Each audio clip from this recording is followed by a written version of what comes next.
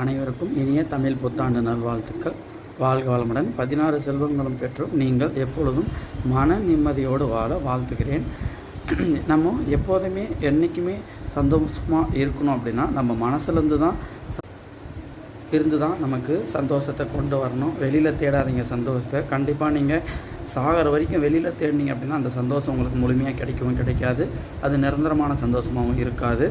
நம்ம உள்ளுணர்வுகளில் இருந்து வெளியில் நம்ம சந்தோஷத்தை பார்த்தோன்னா மட்டும்தான் நமக்கு சந்தோஷமான வாழ்க்கையும் சந்தோஷமான தருணங்களும் ஏற்படும்.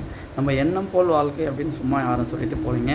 எண்ணங்கள் தூய்மையாகவும் சந்தோஷமாகவும் இருக்கும் பட்சத்தில் நம்மளால் யாருக்கும் எந்த ஒரு பாதகமும் இல்லாத பட்சத்தில் நம்ம செய்யக்கூடிய ஒவ்வொரு செயலும் மற்றவங்களுக்கு சந்தோஷத்தை கொடுக்கக்கூடியதாக இருந்தால் அதனால் நம்மளும் சந்தோஷம் அடையும்.